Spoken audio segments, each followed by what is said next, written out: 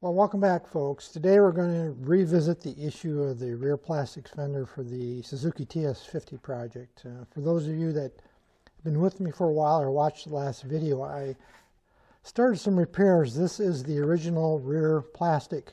It's like a ducktail fender for the TS50, and I had done quite a bit of extensive repair, as you can see on the inside. You can disregard this foil tape right now. I'll come back to that in a minute. But I embedded some stainless steel mesh. This fender was not in good condition. It had significant damage right here and here, as well as cracks here and here, and it had spider cracks all over. And I started to repair it, did the mesh embedding. That went okay. But the more I worked on it, the worse it got. And it reached the point where it started to just crumble. And in fact, a couple of viewers dropped me a note and said they thought, it could have been saved. They would have kept going with it. Possible. I chose not to because it was starting to crumble. Literally, it was very brittle. And this right here at the front, I'm pointing to, that just literally fell apart in my hands. And the more I worked on it, the worse it got. And you can see, through crack right here and here. Everything where you see the red marks is damaged, and I don't even think I circled it all. So I stopped, and I could have kept chasing these cracks which were developing as quickly as I repaired them, and the piece I decided wasn't worth it. So I set that aside, and then I moved on and found another one on eBay, and this is it right here. This piece I think came out of California. And it was actually in better condition than the original, but not much. You can see this is blown out here. It is intact here and here. The real issue with this one is this piece right here at the end had been damaged. Well, you can see it right there. You can see the comparison between the two. And I put a line here because my thinking was original when I got this, and I didn't spend a lot of money on it, is that I would cut this piece off of the original fender, which is in pretty good shape, except I'd already done some mesh embedment here. Cut it off here, and then add it on here, plastic weld it on, or staple it.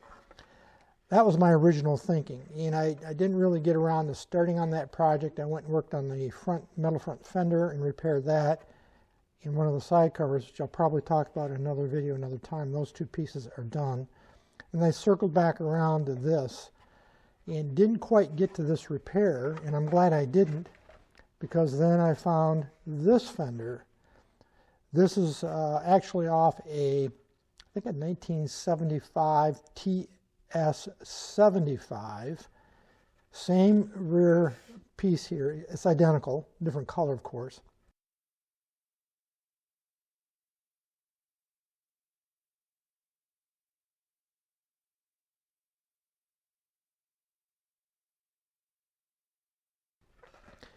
And this piece came out of Texas, and it's in very good condition, much better than the other two. There's no damage here or here, where these other two pieces had a lot of damage. The only real damage to this piece is stress crack right here. And this is, of course, where the rear taillight mount sits. And it's actually a weak spot. So you can see I got a crack here. I don't have a crack here, but I do have some spider cracks that are not through right here. I don't know if you can see those in the video or not, but there are some spider cracks here. So this is starting to fail, but it hasn't failed yet. This one obviously has completely cracked through. And you can see I've removed the paint already because this was completely painted. Somebody had hit it with a spray bomb can. You can see the orange where the paint had run through, and I removed, there was runs through some of these holes that had dripped through, and this is the original color here. You can see right here where the little dealer sticker was placed, and you could just barely read it. It's from Lubbock, Texas, I believe. I did get a photo of that. Those are the original colors. The rest of this is faded, and someone spray bombed it. So that's what these runs are. But nonetheless, I did remove the paint. As you can see, I just sanded it off.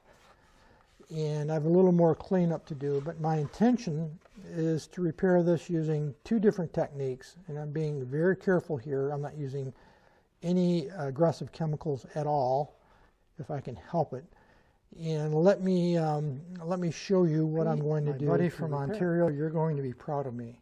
I want you to know that. I'm saying that right up front now, Pete. You're going to be a happy man.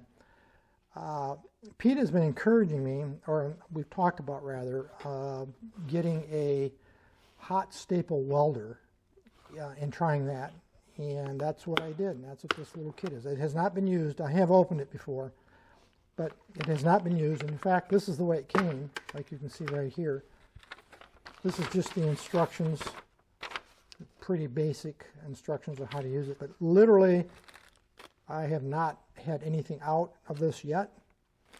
And I got all these different kinds of staples, corner staples, flat staples, they call them staples, wave staples, oodles of them. A couple of lifetime supply for pretty much everybody I know. So Pete, you need anything plastic repaired with staples, hot staples, you know where to go. These sanding discs, Velcro backed, they're 400 grit.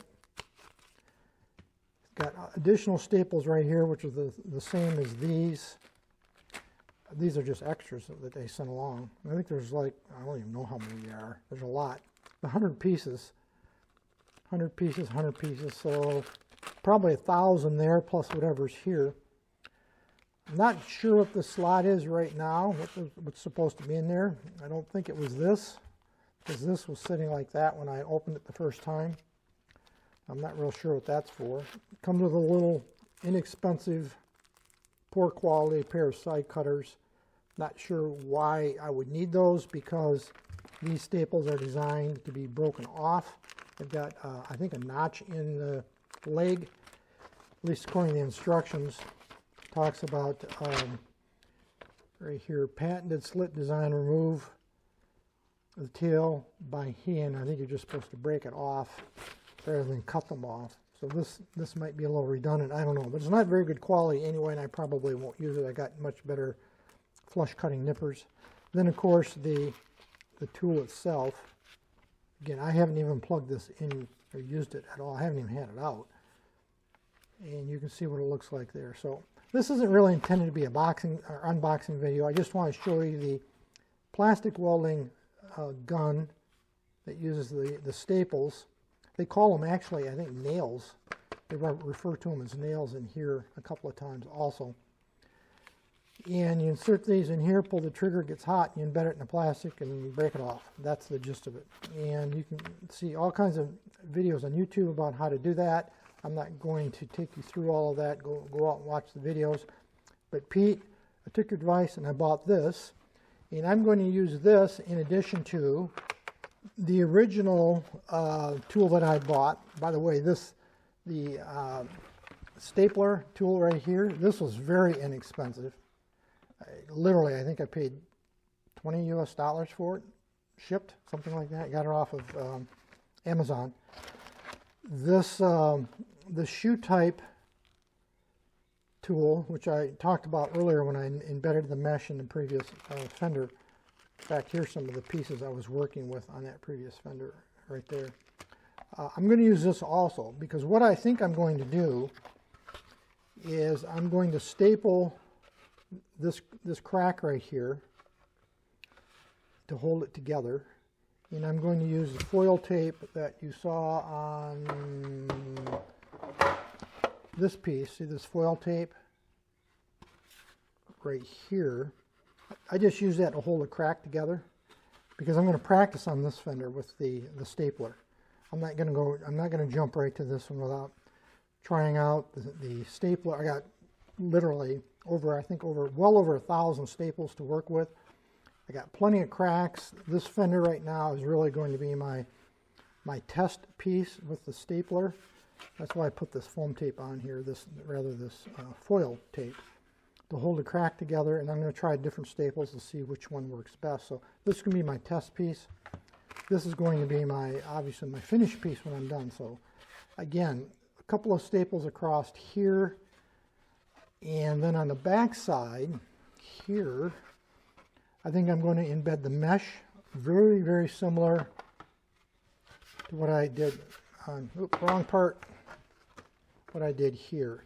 That turned out, actually, that worked out really well. That was, I didn't have really any issues with that. Even on the face side, you can see it looks okay. So I had good luck with the mesh. That wasn't the issue. It wasn't the mesh. So I think I'm going to embed a piece of mesh here after I've stapled this together. At least that's my current thinking. Primarily because I got this checking and I got this evidence of cracking occurring right here.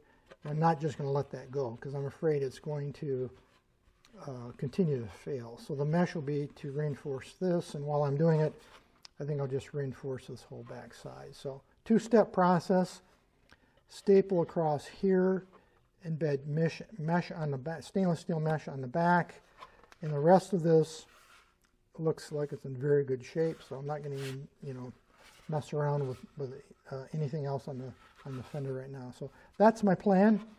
I'm going to practice on this piece, like I said, get a feel for the stapler before I move on to the real deal. By the way, this fender was not expensive. They're hard to find, but surprisingly they're not, well, unless you find an NOS one. There were a couple of NOS that popped up, and those are hundreds of US dollars. Literally I think they were asking $300 for one NOS, which wasn't even in that great a condition, had a lot of shelf wear. I don't remember what I paid for this right now, but it wasn't a lot, frankly. So practice here, finish on this one eventually. I'm not going to bring it along through all the steps. I'll probably show you bits and pieces as we go, but I did want to update you on what my plan is, and I wanted to make sure that Pete saw the hot staple welder, because he's been a proponent of me trying that, and I know he's going to be interested in seeing what that turns out like. So that's going to be it for this video today, folks. It's really an introduction on next steps. I will probably eventually shoot another video and show you how things are going and how they turn out. Any issues, questions, thoughts, drop me a note. Otherwise, as usual, thanks for watching.